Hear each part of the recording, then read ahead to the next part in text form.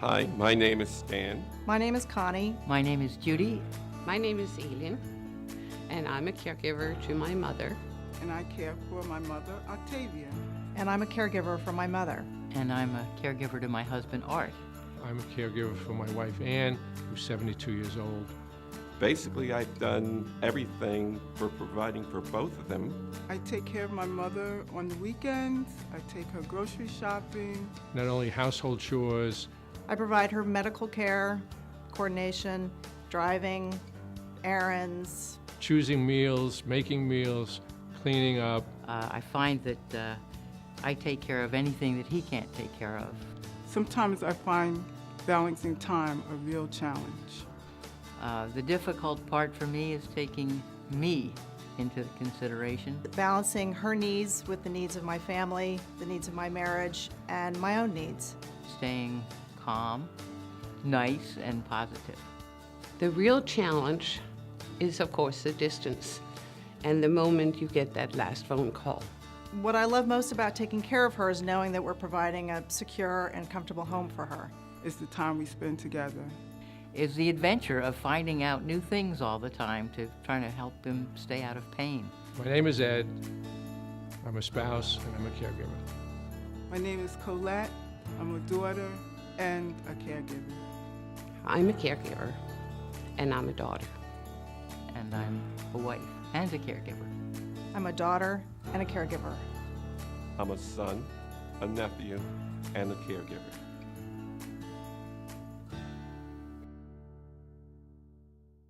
Hi, my name is Deborah Day, and I help manage United Way Caregivers Coalition. While caring for a loved one has its special rewards, it's a very challenging job. It can be stressful, overwhelming, and sometimes lonely. Each caregiving situation is unique, but all caregivers share the need for information and support. And that's where the Caregivers Coalition comes in. We help caregivers receive the support they need to take care of their loved ones and to take care of themselves. Caregivers who lead healthy, productive lives will be better caregivers. The most important thing to remember is that as a caregiver, you're not alone.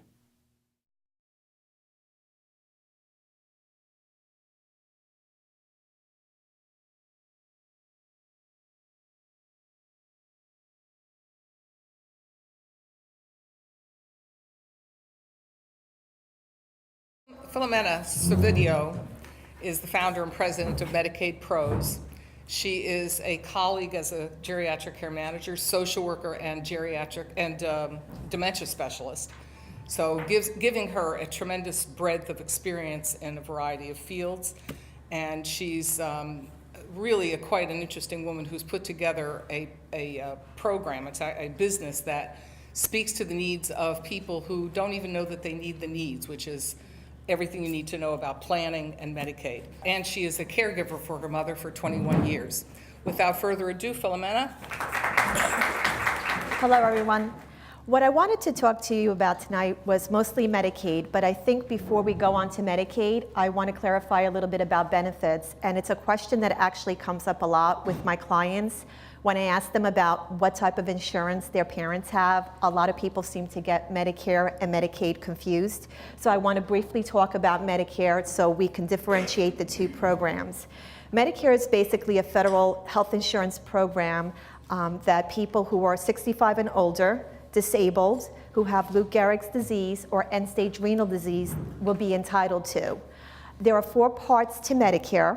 There's Part A, which is in-hospital patient care. That is absolutely for free. So if you're 65 or disabled or for whatever reason that you're on Medicare, you are automatically entitled to this benefit. It is actually comes out of the Medicare taxes you pay when you are working. So if you or your spouse have worked, then you would be entitled to this benefit when you turn 65. Then there's Part B. Part B is the medical insurance part of it. Part B is optional, and it's also not for free. For 2014, the Part B premium for most people is $104.90. The only people that I would recommend that do not take Part B are those folks that still have a spouse that's working. So if your spouse is working, his or her insurance would be your primary insurance, and then Medicare would be your secondary. So because the Part A is free, you would take that. most likely would never come into play, but it's free, so you have it. The Part B, you would hold off so that you don't have to pay this premium. And if somebody is still working, it could also mean that your premium is going to be much higher because that $104.90 is based on your income. So with that said, if things were to change down the road, your spouse stops working, that would be the time to implement your Part B benefits. Basically, with anybody's insurance, whether it's someone my age or an elderly person or a disabled person, whenever there's a change in insurance, the federal government protects you by giving you 63 days. We all have 63 days when there's a change in health insurance to do something, to implement something else, to switch a plan, or whatever it is that you need to do. So you would have 63 days from the time your spouse stops working to now implement your Part B. With Medicare and most of these coverages, if you don't do things when you're supposed to, there's usually a penalty time. With Medicare, it would be you would have to wait to open enrollment, which with all the Medicare parts, it's October 15th through December 7th. So let's say my spouse stopped working and it's March, and I didn't implement my Part B. That basically means I'm not going to have Part B medical coverage from March until the new year, because open enrollment would happen in October, but then it doesn't go into effect until January 2015. And that covers your laboratory, your testing, your doctor visits, everything outside of the hospital, so you don't want to be without coverage. Okay, then we move on to Part C. And this is kind of new. A lot of people are not familiar with Part C. Everybody knows the red, white, and blue card with the Part A and the Part B on it. But, what is Part C? Part C is the Medicare Advantage Plan part. A lot of people may not be able to afford secondary insurance, or they just don't want to pay secondary insurance. And so what they opt to do is they opt to go into a Medicare Advantage plan, which is basically an HMO.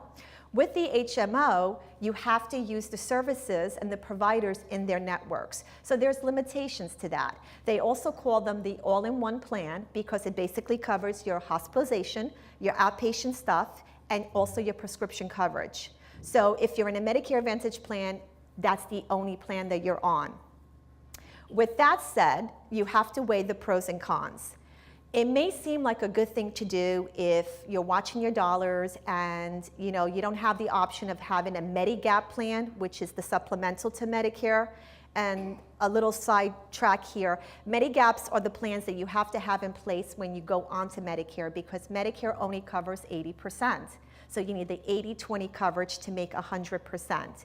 It covers the deductibles, the co-pays. So if you have like an Horizon or an AARP plan in addition to Medicare, you have 100% coverage and you're good.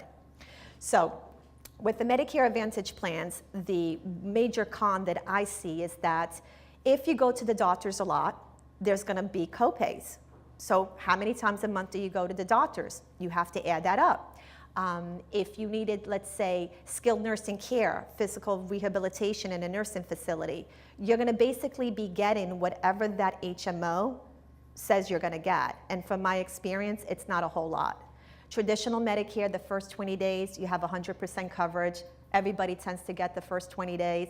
Then the benefit period is actually 100 days. From day 21 through 100, Medicare picks up the 80%, and your secondary insurance would pick up the other 20%. So you really have a good opportunity that if you had a stroke or you broke a hip and you had a hip replacement, you have the opportunity to really try to recover and get back home. But if you're in an HMO and that HMO is going to give you 2 weeks or 3 weeks of rehabilitation and you need much more than that, that's usually where people end up feeling sorry that they were ever on it. However, for the caregivers taking care of the person that's on Medicare, at that point, if you're already in that situation where the person's been hospitalized and now they're going to rehab, it's kind of too late. You can't switch out of the plan at that point because it's still not going to cover you.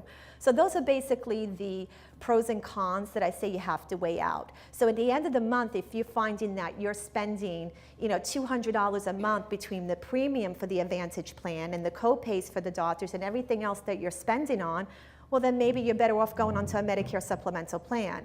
For my clients, when they come to me, although we're doing Medicaid, we always look at the insurance stuff, because to me, my belief is you have to be properly insured. So we look at the insurance stuff, and that's when we make the adjustments. There's a lot of other things that go into this, which I can't get into, with the exemptions and the timing of things, and when is it good to do this and when is it good to do that. That's why speaking with the care manager or social worker, whoever it is that you're working with that knows this stuff, is very important. You have to be set up from the beginning. Then this kind of rolls into Part D. Part D is the last part of Medicare, and that is the prescription coverage. Unless you have a retiree plan, you retired and they provided health insurance as well as drug coverage, those are basically the only people that are exempt from Medicare D. So if you're on PAAD, the state benefit program, if you're on Medicaid, it doesn't matter what else you're on, you have to have Medicare D coverage, because that is what they bill first, and then they bill PAD, and then they bill Medicaid. So everybody has to be on it. From the time you turn 65, if you choose not to take Medicare D because you say, hey, why should I pay a monthly premium? I don't take any medication, so I don't need this. What they end up doing, when you do have to enroll, they will penalize you 1% for every year you chose not to take it.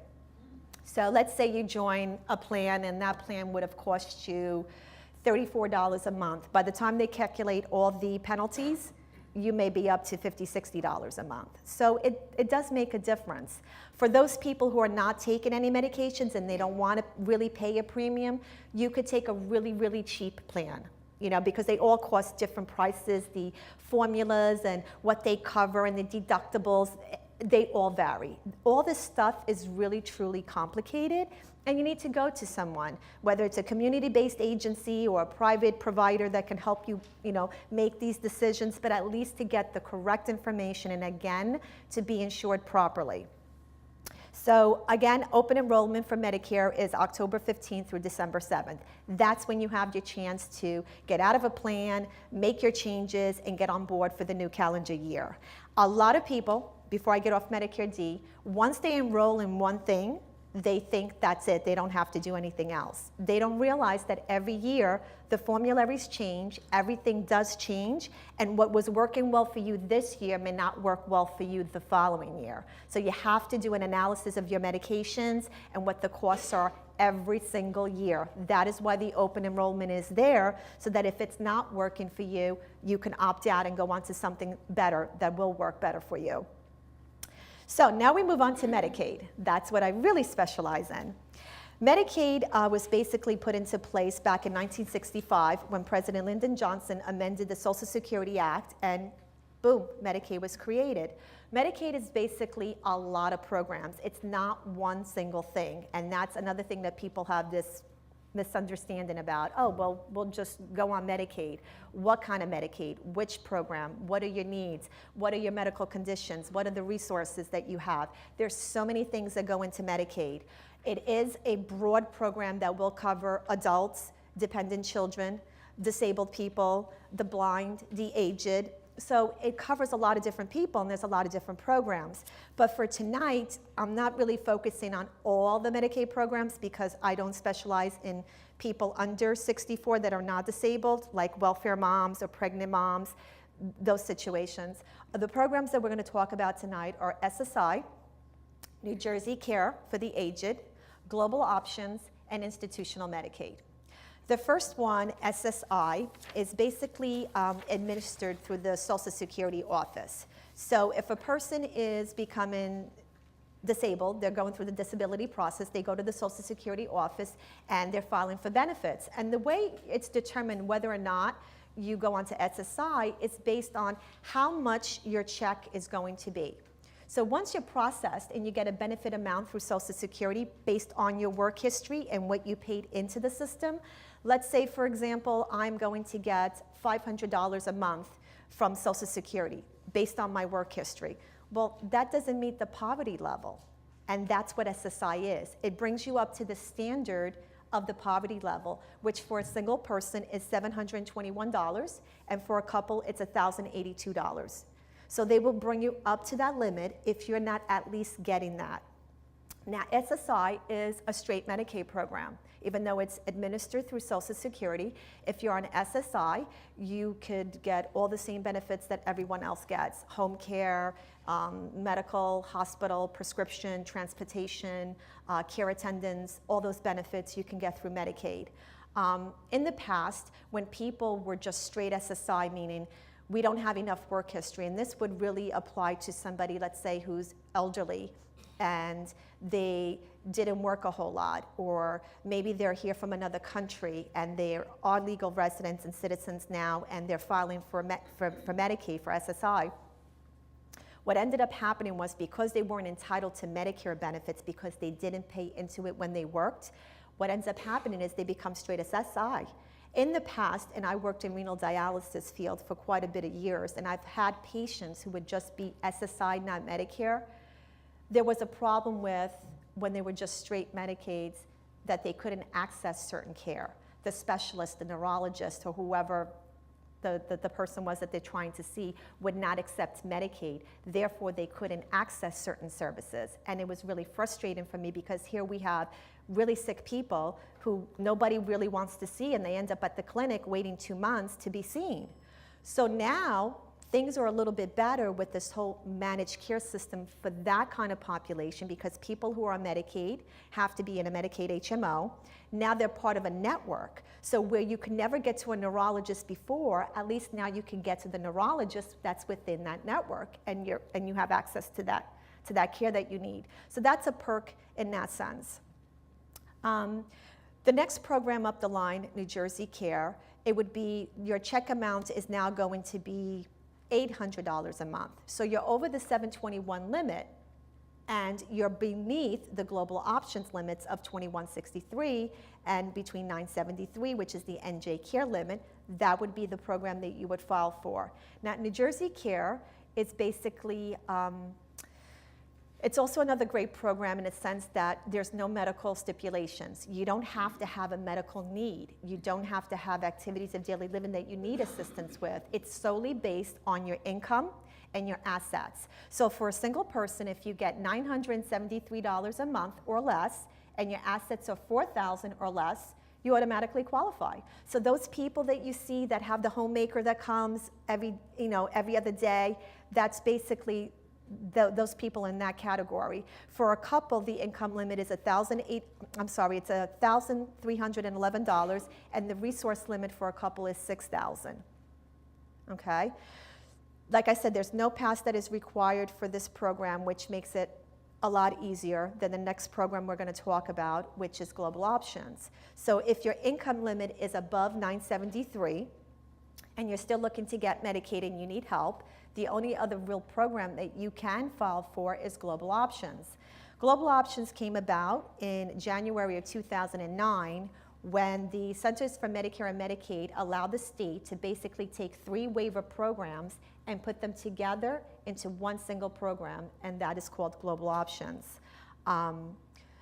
The thing with Global Options that's different from SSI and New Jersey Care Medicaid, the big thing is that there has to be a medical need, which means the state Medicaid nurse has to come out and she has to evaluate you. Now, Global Options is the one program that covers 2 things. It covers people in the community that are home-based, and it also covers people in assisted living that have spent down and need to go onto Medicaid. Now, whether you're at home or whether you're in assisted living, the Medicaid nurse will come out and evaluate you. Basically, to pass that evaluation, you need to have a need of requiring assistance with 3 activities of daily living. So if you can bathe yourself, dress yourself, feed yourself, you ambulate fine, your cognitive, your cognitive state of mind is not impaired in any way, you don't have dementia, there's no need for them really to approve you. It's not like New Jersey Care or SSI where you just have the Medicaid because of the income and because of the age. So with that said, so the pass gets done. When filing for Global Options, it is the same exact process as if you were filing for nursing home. You have the 5-year look back, you have all the paperwork, all the deposits that have to be explained, all the checks that have to be proven, everything has to be proven. Lately, I would say in the past 2 years, since the Medicaid Comprehensive Plan was passed, it's gotten very rough. And I've been doing this for over 20 years. I find that there's a lot more nitpicking going on with the counties. There's a lot of inconsistencies across the counties. You see, the regulations that were passed last in February of 2006 from the federal government, they handed down these regulations to the states. The states basically took these regulations and they interpret them the way they see the regulations to be. The problem with New Jersey, which is frustrating for me because I file in so many different counties, is that no two counties does anything the same way. So if I'm speaking to Mrs. Smith in Union County today and she approves one action in that county, I can go the very next week to a different county and they're going to turn me down on the same exact situation. So that is where it gets even more confusing for people, because not only is there a ton of paperwork that goes into this, now you can't even have the comfort of knowing that it's the same thing for everyone. It really isn't. So you have to take that into account. You also have to take into account that they're all backlogged. The waiting period to get an appointment could be 2 months, 3 months, which is stressful for everyone. So a client comes in, they've been in a facility, they've been spending down, or they're home and they're spending down, and they think that once they're out of money, they're just going to be able to file for Medicaid. It's not that simple. The paperwork itself, the list that we give to the clients of what is needed, and the back and forth that goes on between the banks, the client, and ourselves, because I'm putting it together, and I know how it needs to look in order for it to get approved at the county level. So there's a lot of back and forth, and I call it tweaking and rounds, because we have 1 round of banking and 2 rounds of banking and so forth and so on, because every time we get more information, it leads to more questions. And so until you're really done with all the questions and you got the full 5 years totally covered, and most counties, not all of them, a lot of the counties will start questioning things at $500 and higher. So if you look at your finances, how many transactions in 5 years do you have going in or out of an account that is going to be $500 and higher? And a lot of people will think, oh, well, you know, I have it together, I know what I'm doing. I can guarantee you that what you're doing today, a year from now, you're not going to remember what you spent that on. If you don't keep perfect records, and a lot of people have gone green, there's no check images, there's no statements, how are you supposed to provide all this data if you don't even have it? So that's probably one of my biggest headaches right now, is getting the information from the clients. Now the banks, they're not very cooperative at times either, because they're there to make money and to provide other services. Providing you with data that you should have is not really a big priority to them. They charge you for the information, they make us wait a long time, we fight and we argue with them, and eventually we get it together and it's done. But you know, what I tried to tell the clients from the beginning is that record keeping is utmost important. If you're in a position of being a caregiver today, and you know that you could be one of these people that has to go down this road with Medicaid, you want to know that you're keeping your files. You want to know that you're doing things the way they're supposed to be. What are the do's and don'ts of Medicaid? I actually have a sheet there that you could all take that will basically give you a quick rundown on some of the major no-nos of what you shouldn't be doing and some of the things that you should be doing. And if you're able to follow those little tips, it will save you from a lot of headaches down the road. So going back to global options, the reason why this change happened in 2009 is because the state realized we have this program and that program, this waiver and that waiver. What they really wanted to do is they want to try to keep people at home for as long as possible and delay institutionalization. Why? It's obvious, it costs more money. And also because the clients want to stay home. There's no better place than home for most people. So with that said, it didn't really turn out, I think, the way they had expected it, because the bill for 2012 was projected to be about $5 billion in the state of New Jersey, the Medicaid tab, and that's a whole lot of money. Now, the federal government contributes 50-50 on that, and what they've come up with is they're now going into a new era, which is coming July 1st, whereby the global options and all these other programs, the way they were running before, which was they were case managed. Once you got onto the program, you were case managed by a nurse who was probably working for a local agency like the Visiting Nurses of Essex County or whatever agency it was. They had contracts with Medicaid, and these people would be the nurses that would come to your home on a monthly basis. And they would basically monitor your care, how many hours you need of this, or maybe you need medical daycare, or maybe you need a ramp, or whatever it is that they needed to do, they were in charge of your care.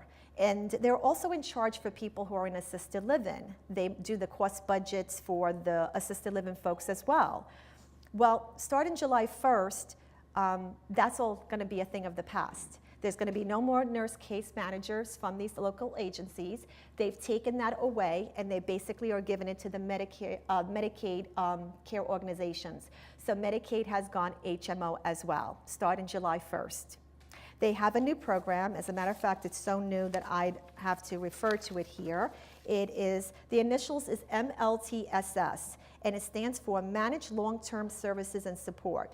These are the new changes that are coming up. In the past, people who were in nursing homes and people who were, on institutional Medicaid, they didn't need to be in HMOs. Now it's mandated that everybody has to be in an HMO. You can choose a plan yourself, which I've also left a list of the 5 managed care companies that will be enrolling people in New Jersey. Or if you don't, the state will simply choose for you.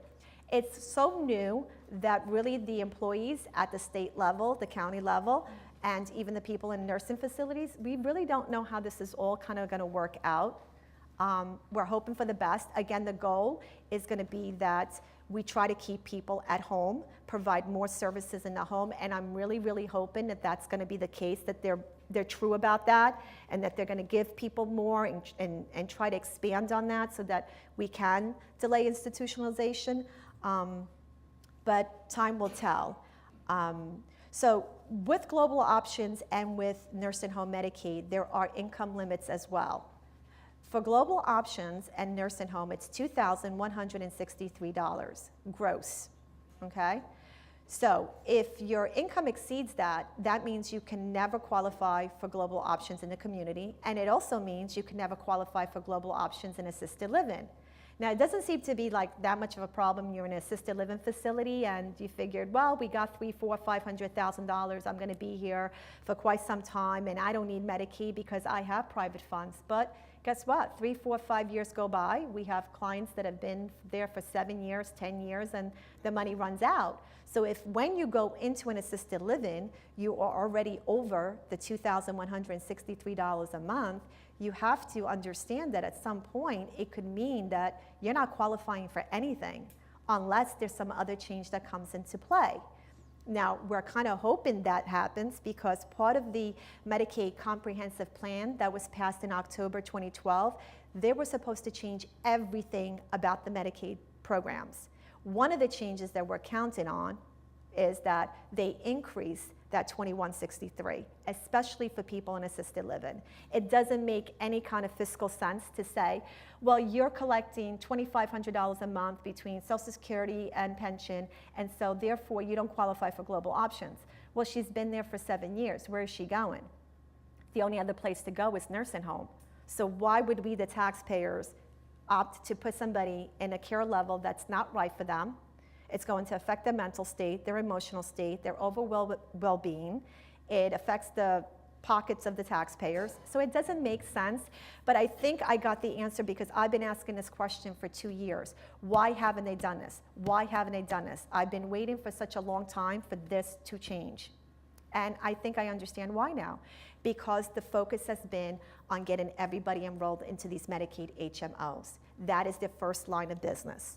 Is getting the expense off the back of the state, handing it over to these managed care companies and allowing them to do what they're going to need to do. And I'm sure it's going to take a long time to figure it all out and to get it rolling. So I'm still hopeful that this 2163 thing is going to change and that people in assisted living are not going to be forced out of their homes and into a nursing home situation. So you have to be careful about that and plan, and make sure that you're not in that situation.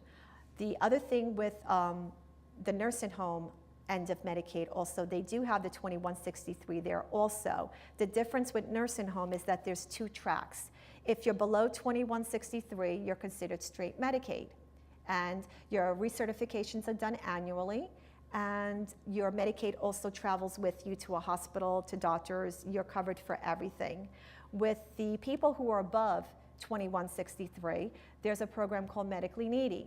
The difference being the recertifications are done every 6 months instead of every year. And your secondary insurance, you need to keep it, because if you go from the facility to the hospital, Medicaid will not cover hospitalization. So that's the main difference between, straight Medicaid, medically needy, and global options and nursing home. But when we process both programs, because we're basically either doing global options or we're doing institutional Medicaid for the most part, the process is the same exact process. Paperwork is the same, all the issues are the same. Both have to be medically passed, and PASS stands for pre-admission screening. Without the medical approval, the state nurse coming to your home, the state nurse coming to the assisted living, the state nurse going to the nursing home that you're in. Nursing homes, typically the admission people or somebody within the institution will be talking to the family, and once they know they reach a certain amount of money, they have to make the referral to the OCA office to have the nurse come in. And the nurses are backed up. They're like months behind sometimes, trying to get to all these different places to do these medical screenings. There are only 3 regional offices to cover the entire state: a North Jersey, Central Jersey, and South Jersey office. Now, these 3 offices have to cover everybody at home applying for Medicaid, everybody in assisted living, and also everybody in nursing home. That is why there is such a long wait. So for us, when we get a referral and we know it's global options or we know it's institutional Medicaid, my first question is, how much resources do we have left? Has the medical screening been done? Because I could see that it could be last minute that you're coming to me, and it may be a headache to try to do months of work in a matter of a couple of weeks to get your case in and to get you on your way to where you need to be. But there's one thing I can't control, that's the medical. If the referral has not been sent and the nurse hasn't done it, and I'm getting on the phone today, and now they're gonna do it because I'm initiating it, I can guarantee you're not gonna have it for the first of the month. So what does that mean?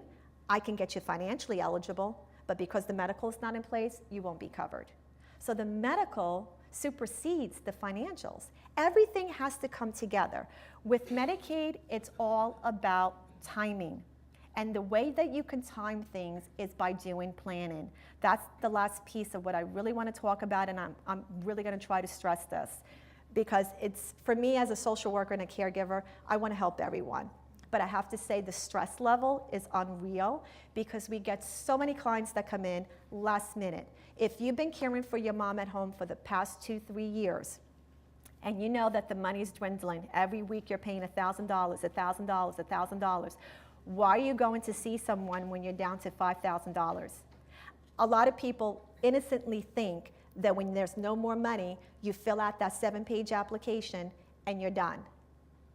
I wish that was the case, but it's not. So when I sit down with them and I give them an education of what this is really going to entail, that's when they go blank and the tears start falling. And of course, then I'm in that position of, I feel bad, I really want to help you, but there's things I can do and there's things that I can't do. So when we do get people that are call in or come to see us and they say, well, we have this much and there's still all this time, that's beautiful. There's nothing greater than getting all the data, looking through everything, not having to stress that the bank hasn't sent the information yet and we're out of time. You can take your time doing it, and then you're coasting. And then we can really sit with you and say, you know what? You don't want to move your mom from home and you have this much money. Based on this much money and her insurance and her medical needs and this cost and that cost, and you do like a calculation of everything. You assess the whole situation, the person in place, whether it's in the home, whether it's in the assisted living, whether it's in a nursing home. You have to do a full assessment of what all their needs are going to be and what it's going to cost. Once you have all that information, now you have options. Or you may not have options, but at least you'll have correct information. And for myself, because I'm a caregiver too, I believe in trying to keep mamas home for as long as possible, so I'm always rallying for that. But I will, come up with these plans where I'll say, based on everything that we discussed and assessed, we can go this route for another year. But then in a year's time, we have to revisit this, because at the end of the day, if you used up all your money and now you're forced to make that move, you're not going to get your mom into an assisted living with no money, so you can forget that. That really happens, okay? Nursing homes, they have rules too. Obviously, private pay is going to get you through the door of a lot more facilities than the ones that are just going to, be able to take you on straight Medicaid.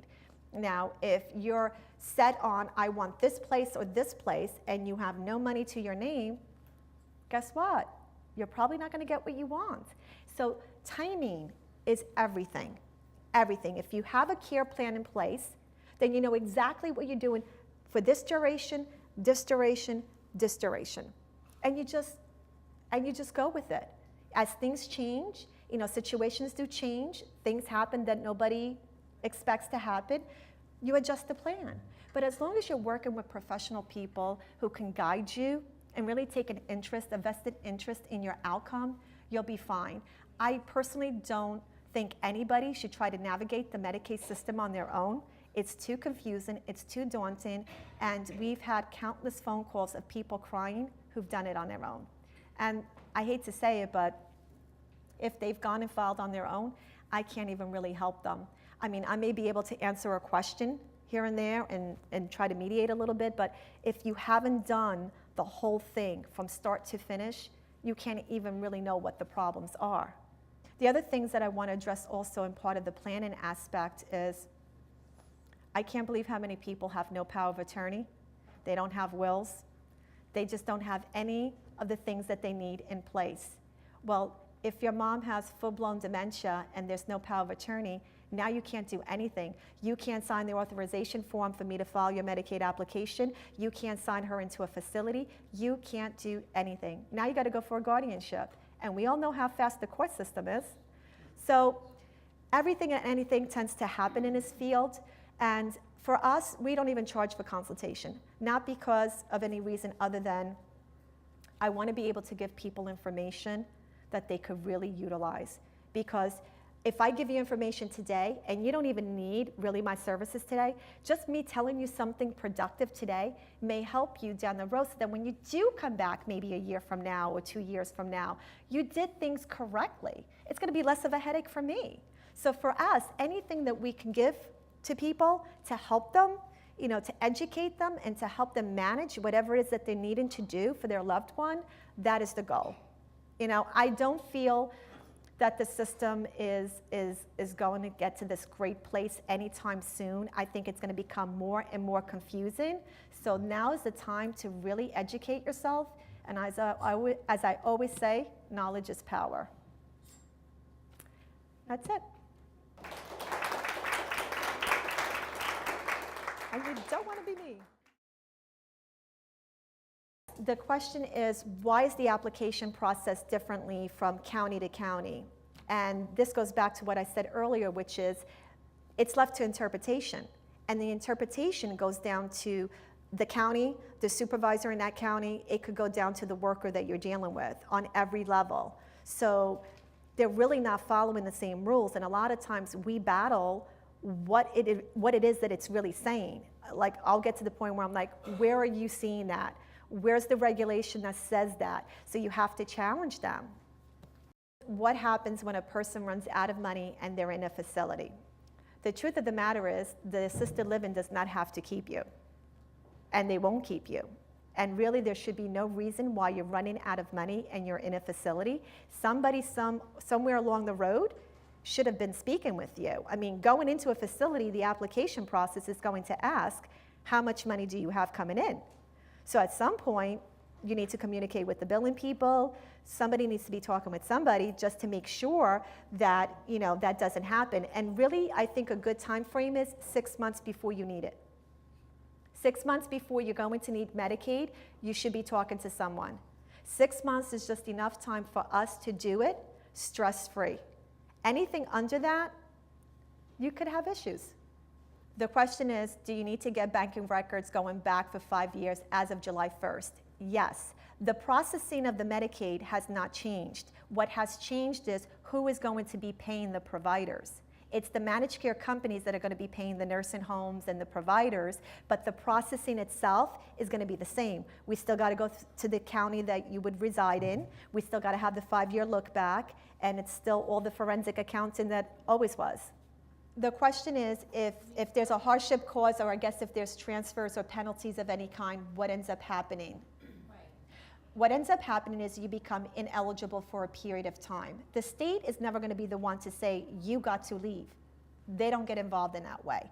You go apply, and you basically are eligible or ineligible. If they find that there's been a lot of activity and a lot of transactions that they deem are not for the care of the applicant, it will go into the penalty column. They will add up all those transactions, and they come up with a number. So let's say they come up with $20,000 worth of transactions. Then there's the Medicaid Daily Divisor. It's a figure that they come up with that says this is the average cost of nursing care in the state of New Jersey. They divide by that, and they come up with the number of days. So it goes by day. So it could end up being that for $20,000, and I don't know what it is off the top of my head, you're ineligible for 63 days. So if I filed an application for July 1st and I have 63 days of ineligibility, it means that the facility will not get paid from July 1st until 63 days later. Then you become eligible. So it's not like you're penalized and you have to get out or you can't ever get Medicaid. It's based on the money amounts. Well, this is where we also come into play with the sense that I'm finding out these answers for you before we ever file. So if there's going to be a $20,000 penalty, I'm going to know about that. My next question is, out of that $20,000, is there anything that I can come up with as far as evidence and proof to diminish that penalty? And sometimes we can. Maybe it was a home repair that you just don't have a bill for and we have to go get an invoice. Or, other things that happen that you just try to bring that penalty amount down as much as you can, and maybe we can clarify it all together. I mean, I just did one recently where the daughter was paying this person who was more like a driver, but both parents were in assisted living. He took them out for lunch every day, took them to doctor's appointments, bought their socks and their clothes and their Tic Tacs and you name it. He did everything and anything. Was he a certified home health aide? No. Well, initially Medicaid said, oh, all those payments that went to him, those are going to count as gift because they were checks to cash, and we don't see him as being a home health aide. I had to get an affidavit from the facility. I had to get an affidavit from the person, and then I made an affidavit up for the daughter, and we broke it down. What exactly did this man do? And we created the proof. We created the evidence. Today I got a phone call. It was approved. So experience in this stuff just gives me the inclination to kind of know sometimes which direction to go with certain issues, where had you gone yourself and that was the situation, you would have probably gotten shot down. The question is, we have a person in a hospital and there's no funds there and there's no timing for planning 6 months in advance. Well, in that kind of situation, and I also did forget to mention when I was talking about Medicaid, one of the things that you can do for the medical screening, remember the medical part that's so important that precedes the financials, when a person's in a hospital, they can actually get the social worker in a hospital to do a temporary pass. So that will cover you medically. If there's no money, you have the ability to retro back. You could go back 3 months in eligibility. It's usually the medical pass that stops people from getting the Medicaid eligibility. Because let's say Mr. Smith went to the hospital. He really has been just living on Social Security. Nobody really took the time to do a proper assessment. Is he going to be able to return home? Is he going to be safe at home? What support systems does he have? What are his resources? How's he been living? Somebody should be asking these questions. So if none of this is done, and he just gets processed through the system, he goes from hospital to facility, the facility keeps him for rehab, and they're not planning to keep him for long-term care because he's in subacute. He's not in the long-term care. So until you are out of subacute and you've done admission papers to long-term care, you're just there temporarily. That's usually when it becomes a problem, because now somebody in the family is saying, I can't take dad home. Okay, but nothing's been done. The pass wasn't done in the hospital. Now the facility doesn't have the time to initiate it and get it done. Okay, so hence, that's a big issue. So if you get the medical done, I always say if you have 6 months of private pay or less for nursing home and you're in a hospital setting, get that pass done. Better to have it and not need it because you went home and you didn't stay than to need it and it's not there. The question is, if there's one spouse that becomes disabled and needs long-term care and the other spouse remains at home, what happens with the assets and how do they look at that? Well, with Medicaid, there is asset limits. They do look at what the spouse has had at the time that the person goes into the institution. So let's say a person was admitted on September 15th. They're going to look at what your total assets were on September 1st. So we list all the assets, we add it all up, and we divide by 2. However, let's say your total assets add up to $400,000. It doesn't mean that you get to keep $200,000, the spouse in the community, and the other spouse in the institution spends $200,000 because there's a ceiling, and the ceiling currently is $117,000. So as long as you're dividing and you don't surpass that, it would be 117, 117. If it was like 200, it would be 100 and 100. So basically, you get to keep yours, and then your spouse's 100 has to be spent down. And there's a lot of things that you can spend on. You can spend on prepaid funerals, burials. You could pay off debt if you have a mortgage. Taxes. There's so many things that you can spend. The list goes on what is suitable to spend on. Home repairs you can do. So, but you have to take all that into consideration too, because a lot of times when we're doing that kind of a budget, it depends also where you want your husband to be. If you want your husband to be in a facility that says we require 1 year minimum private pay, then you have to be able to pay that.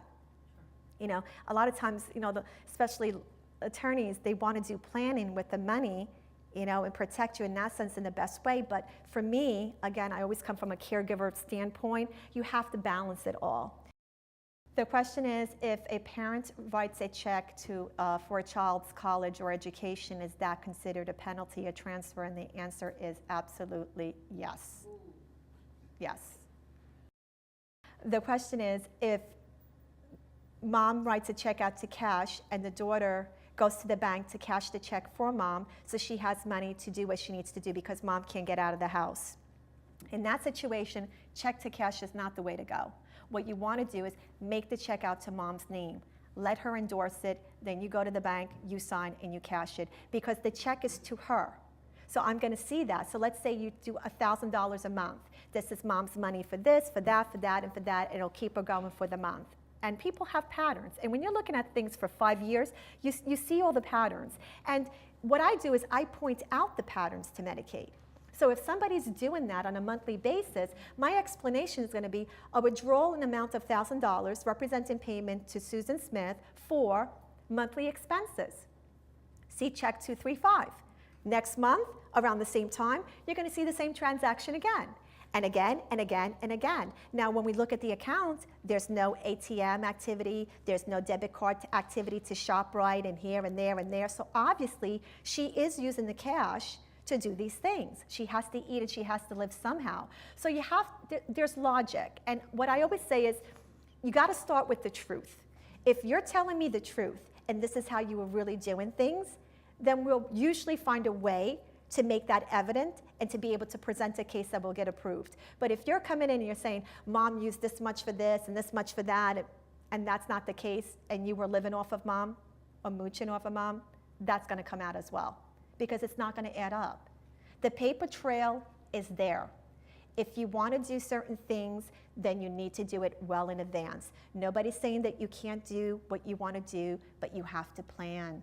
You have to plan ahead of time. And unfortunately, again, from our experience, people are coming too late. Thanks so much, Philomena.